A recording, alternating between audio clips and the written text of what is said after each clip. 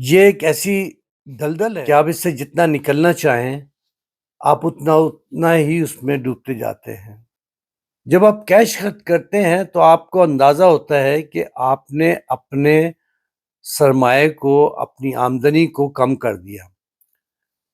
लेकिन credit card से जब आप पे करते हैं, खर्च करते हैं और चीज़ें खरीदते हैं, उस वक़्त आपको सिर्फ़ एक बात का एहसास होता है कि मेरे पास ये नई चीज़ आ गई है, ये नई चीज़ मैंने खरीद ली है, ये मैंने इतनी शॉपिंग कर ली है और मुझे कुछ भी नहीं देना पड़ रहा। ये ख़्याल एक आर्ज़ी ख़्याल होता है और आपको एहसास उस वक़्त होता है जब आप उस दलदल से निकलने की कोशिश में और उसमें धँसते चले जाते हैं। तो कि इससे निकलने का बहुत आसान तरीका, अगर आप इन 3 चीज़ों पर अमल करें। अस्सलाम वालेकुम दोस्तों, मैं हूँ आसिफ ज़क्कास और आप देख रहे हैं मेरा यूट्यूब चैनल राइटर्स। दोस्तों, मेरी पिछली 2 वीडियो जो क्रेडिट स्कोर के बारे में थी, ये तीसरी वीडियो है, लेकिन ये सेपरेट टॉपिक लेकिन है समहाउ उससे रिलेटेड ही। आज मैं बात करूँगा क्रेडिट कार्ड के बारे में। क्रेडिट कार्ड हमारी ज़िंदगी का एक लाज़मी हिस्सा है और इस क्रेडिट कार्ड को पूरी दुनिया में रहने वाले अपने ज़रूरत के मुताबिक इस्तेमाल करते हैं। जहाँ पे अगर इसका इस्तेमाल हद से बढ़ जाता है, तो वहाँ पे फिर यकीनन कुछ मुश्किलात भी पेश आती हैं। अगर देखा जाए तो क्रेडिट कार्ड एक सहूलत है और आप किसी भी चीज़ का उसका जब आप बेजा इस्तेमाल करेंगे, तो उससे आपको फ़ायदे के बजाय नुकसान। फ़ायदा तो वक़्ती तौर पे होगा, लेकिन दरअसल ये फ़ायदे से ज़्यादा नुकसानदेह होता है। आज जिन चीज़ों को मैं कवर करूँगा उसके अंदर है कि आपके पास क्रेडिट कार्ड है 2, 4, 5, 10, जितना ज़्यादा क्रेडिट कार्ड आपके पास होंगे उतना अच्छा है और जितना कम इस्तेमाल करेंगे वो उससे भी अच्छा है। तो आज मैं जिस पे सबसे पहले मैं बात करूँ उन लोगों की जिनके पास क्रेडिट कार्ड के बहुत ज़्यादा बैलेंसेस हैं।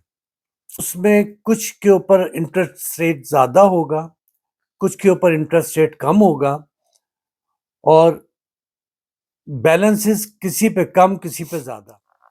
तो जैसे मैंने अपनी पिछली वीडियो में ज़िक्र किया था कि आपके क्रेडिट कार्ड जो है, उसकी यूसेज जो है 30% से ज़्यादा ना हो।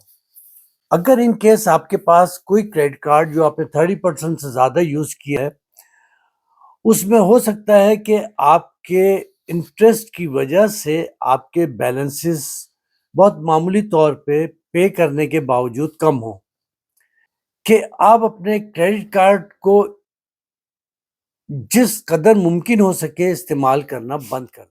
उसकी पेमेंट बंद ना करें, बल्कि उसकी उस कार्ड को यूज़ करना बंद कर दें, जिस पे इंटरेस्ट रेट ज़्यादा है और उसको रीपे भी आप ज़्यादा करें जिस पे इंटरेस्ट रेट ज़्यादा है। उससे ये होगा कि आपके इंटरेस्ट तो आपको हर महीने उसके बैलेंसेस पे लग रहा होगा। क्रेडिट कार्ड का इंटरेस्ट रेट जो है वो तकरीबन 16% से लेके और 26, 27, 28% तक भी जाता है। लेकिन पहले मैं एक जनरल पिक्चर बता दूं कि क्रेडिट कार्ड्स को किस तरह से इस्तेमाल करें और किस तरह से उनसे छुटकारा पाएं। मिसाल के तौर पे आपके पास 5 क्रेडिट कार्ड हैं और सबके ऊपर बैलेंसेस हैं। हर महीने आप जब उसका आप अपना स्टेटमेंट देखते हैं, तो आपको उस स्टेटमेंट के ऊपर एक कॉलम में ये पता चलता है कि आप कितना पे करें तो कितने साल में वो पे हो। अगर आप मिनिमम बैलेंस पे कर रहे हैं, तो वो कई साल आपके लग जाएँगे उसको रीपे होने में और उसका बैलेंस ज़ीरो होने में। तो आप सबसे पहले तो आप ये हिसाब लगाएँ कि आपके टोटल क्रेडिट कार्ड्स के ऊपर डेट्स कितने हैं, कितना टोटल बैलेंस आपके ऊपर ड्यू है, जो आपने पे करना है। जितने क्रेडिट कार्ड कंपनीज़ हैं, वो सब आपको ऑफ़र करती होंगी, आपके पास भी यकीनन वो ऑफ़र्स आती होंगी, हमसे लोन ले लें, बैलेंस ट्रांसफ़र करा लें। हर क्रेडिट कार्ड के अंदर एक ऑफर की जाती है balance transfer. Credit card companies आपको ये ऑफर करती हैं कि आप उनसे बैलेंस ट्रांसफर ले सकते हैं आपकी जो बैलेंस लिमिट है उसके ऊपर। मतलब आपका क्रेडिट कार्ड लिमिट है 10,000, आपने 5,000 यूज किया है तो बैलेंस 5,000 के ऊपर आप बैलेंस ट्रांसफर ले सकते हैं। दूसरा वो ये ऑफर करते हैं कि आप उनसे जो बैलेंस आपके पास लिमिट है उस लिमिट पे आप लोन ले सकते हैं। दो तरीके तो ये हुए। तीसरा तरीका ये हुआ कि वो आपसे ऑफर करते हैं कि आप उनसे नया कार्ड ले लें और उस नए कार्ड की लिमिट होगी 5,000, 10,000 या 15,000, जितने भी आपकी लिमिट हो उसकी बेसिस पे वो आपसे ऑफर करते हैं बैलेंस ट्रांसफर। ये 3 तरीके होते हैं जो क्रेडिट कार्ड कंपनीज आपको अपने एग्जिस्टिंग कस्टमर्स को ऑफर करती हैं। अच्छा, बैलेंस ट्रांसफर्स जो होते हैं, हर कार्ड कंपनी आपको 12 महीने से लेकर 18 महीने तक के आपको बैलेंस ट्रांसफर ऑफर करती है, इंटरेस्ट फ्री। यानी अगर आपने 5,000 का बैलेंस ट्रांसफर लिया है और आप उसको 12, 15 या 18 महीने जो भी वो ऑफर करते हैं उस महीने में अगर आप उसको पे कर देते हैं तो आपको कोई इंटरेस्ट नहीं देना होगा। लेकिन उस पीरियड के बाद अगर आपका जो बैलेंस बचता है, आपने यानी 5,000 का बैलेंस ट्रांसफर लिया और आपको 18 महीने की ऑफर की है उन्होंने इंटरेस्ट फ्री, यानी उस पर इंटरेस्ट कुछ नहीं है, आप सिर्फ बैलेंस पे करते रहे उसका, तो जो बैलेंस अमाउंट बचेगा आपके स्टेटमेंट में उस बैलेंस ट्रांसफर उसके ऊपर वो आपसे 20-22% तक आपसे चार्ज करेंगे। कुछ कंपनीज कम भी कर सकते। तो ये देखना आपका काम है कि आप कौन सी कंपनी से बैलेंस ट्रांसफर करा रहे हैं, किस क्रेडिट कार्ड कंपनी से या किस क्रेडिट कार्ड बैंक से, तो आप वो ऑफर अवेल कर सकते हैं। कि आपके जो टोटल डेट्स हैं उसको खत्म करने का जो एक तरीका तो बैलेंस ट्रांसफर हो गया, दूसरा तरीका है लोन।